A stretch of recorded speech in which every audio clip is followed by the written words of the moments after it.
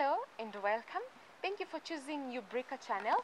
This is where we help build sustainable One Health communities by having One Health clinics, produce and product value addition workshops, and a retail store, Soko Janja. You're with me, Scholastica Mugi, and we're glad you're watching. Thank you very much for joining us. Please click like and subscribe to our channel, and that way you never miss a video when we upload. And so today we tell you more about our online store, which we call Soko Janja, where we believe in buying African to build a healthy Africa. And so recently our Soko Janja team visited Kariakor Market, which is situated at the hub. It is actually at the heart of Nairobi City. And today I'm pleased to be joined by one of the team members. Her name is Miss Cindy Mutuku, who joined us recently from Queens, New York, and she's here to basically tell us her experience with the local manufacturers at Kariakor Market. So Miss Cindy. Hello, Scholar. How are you? I'm good. It's an honor to have you on the show. It's great to be here. Yes, thank you for honoring our invitation. Yes, so now let's begin, Cindy, by first of all, tell us about your stay in the country. How is your stay so far? My stay in Kenya so far has been a very enriching experience. I've gotten to go to Mombasa, to Malindi. We recently actually journeyed using the new SGR trains. All right. So that was a very exciting experience. I haven't been in the country for the past 2 years, so it's certainly a relief to be back here. Just to be able to visit my family, to be able to interact with my dad, my brother.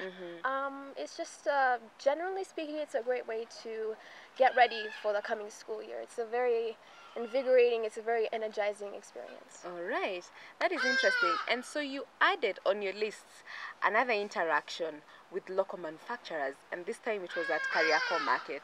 So now let's first of all begin with that interaction. We know Kariakor Market as a hub for production of leather goods. So first of all, tell us, can you confirm that this is actually true? Yes, I can indeed confirm that Kariakor is a place that is primarily focused on the production of leather goods, such as sandals and bags and various home decoration items. Another thing is that they also produce things using sisal, particularly baskets.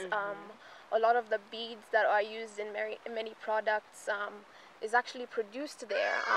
So we got to watch as some of the producers actually cut out the leather, pressed it out, branded it. So it was a very comprehensive view on the making of the products that are so famous. All right. So now before we talk about these amazing products and the experiences, let's first of all hear from you. What was the one outstanding moment that you saw during your visit? The one highlight that I had from my entire experience, as insignificant as it may seem, was actually the belt making process. It was mesmerizing, to say the least. It would actually be a huge understatement to say that it was mesmerizing, because it was so just fascinating to see as workers use this nail-like object to cut out the belt holes. Oh yeah, right. And they did it at such a high level of precision and accuracy. It felt like, looking at the belts, you'd think that a machine had done that level of work. So it was very fascinating to see that. And generally, the level of energy and excitement that was around the market, seeing the people interact with one another, sell their products. It was we were very immersed in that kind of environment. So it was very nice. All right. And for you who just recently visited us, I think that it shows a lot of commitment with our local people. People are working hard out there. Yes, they are. All right. Okay, so now let's talk about the products, some of the amazing products. Tell us, what products did you manage to see, and how did some of the features you can highlight for us? Some of the products that we saw were predominantly sandals, leather sandals. We saw the process, the process of making the sandals, the nature of the work that they do, rubber sandals, all sorts of bags made out of sisal and leather, various home decoration items, little trinkets like animals like giraffes and zebras, the big five. clothing as well. So yeah, it was a very wholesome experience that we had, seeing all those products. And yeah.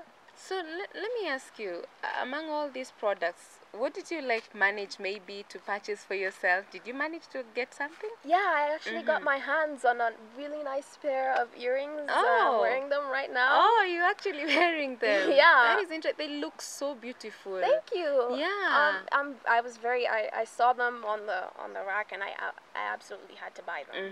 I also managed to purchase this pair of sandals. All right. As you can see, the beading is very ornate. It has various colors. Yes. You would never think that these colors would go together, like yellow. You know, and even to green. think the fact that these are handmade, you know, like people have all this skill, like the talent. This just goes to shows there's so much talent in this country. So much, and so much the skill set that these people have, and the patience and the willpower that it takes to make these products.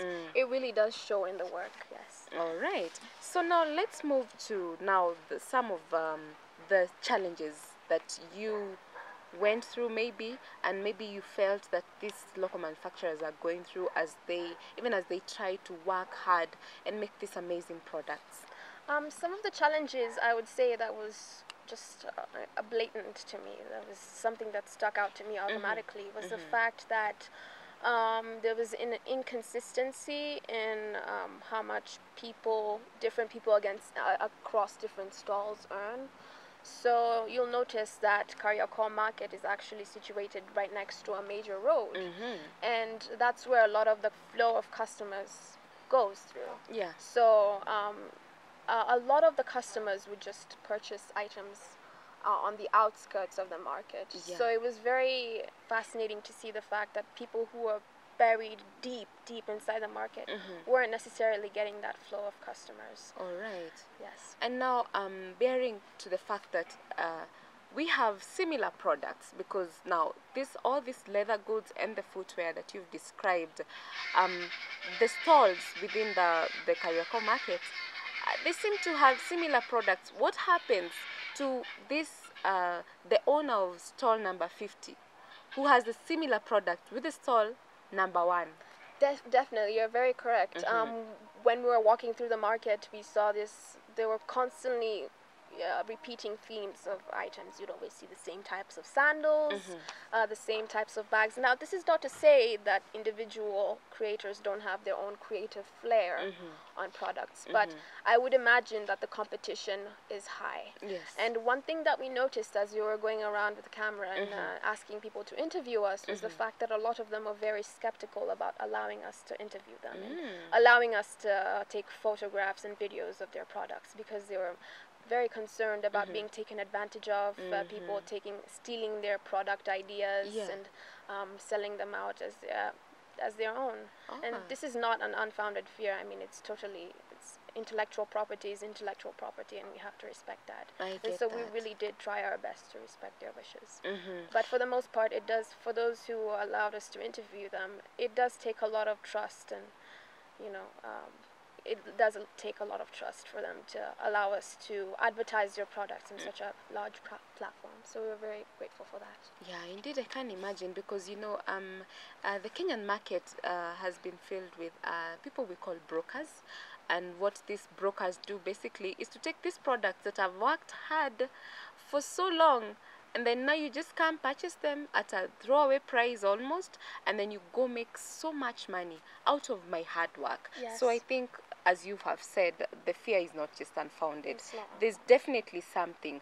And so now, that is why you guys at the Soko Janja team were in this market, to basically provide solutions. So you could highlight for us some of the solutions that you guys offered these local manufacturers.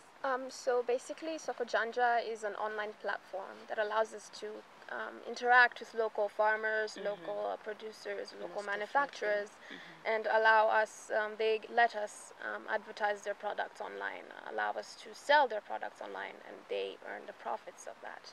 And so as we were going around through the market, interacting with all these people, is definitely a huge advantage. It comes as a huge advantage to them to allow us to advertise their products on such a huge platform, because it opens up doors to so many opportunities. You're opened up to a world of different people from different countries viewing your products, and a significant increase in flow of customers. So it certainly does come as an advantage to. All right, and especially for the Kariako market, it's even more advantageous because people are amazed about African art.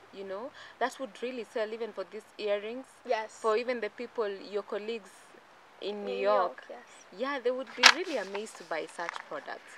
All right. So now, finally, as we come to a close, maybe you could highlight to us some of the. Did you get a chance to maybe interview some of these people, or are there other products that you had a chance to maybe purchase? Yes, apart from the earrings, I also got the opportunity to as I said before, purchase these sandals. I think they're absolutely adorable. They're so unique. I definitely feel comfortable wearing them. Let's say in the U.S. to class on a nice summer day.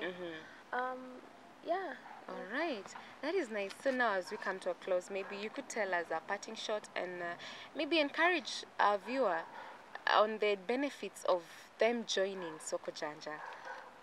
What I have to say is that I highly encourage people to look more into purchasing Kenyan-made products, because if you go out to a market like Kariako, you not only carry an item, you also carry a piece of Kenya. And I not only say this to foreigners, maybe tourists who are just passing by, but also native Kenyans who need to invest in Kenyan-made products rather than opting for cheaply made Chinese products. And so yes, definitely just invest in Kenyan-made products. Look at out at your local markets, even Soko Janja. There are many awesome products that you can find there. Yes. All right. Thank you very much, Miss Cindy. Thank you for having me. Yes, it's an honor, and we look forward to probably as you get out to see other beautiful markets, you'll be telling us more about all the experience that you will have had, and then now we can inform our viewer and let him know about the benefit of him or her joining our platform, Soko Janja. Certainly. All right. Thank you. Thank you very much. So there you have it, our dear viewer. Soko Janja is a place you need to be. We need to make a difference in our nation, and we need to buy African in order to build a healthy Africa.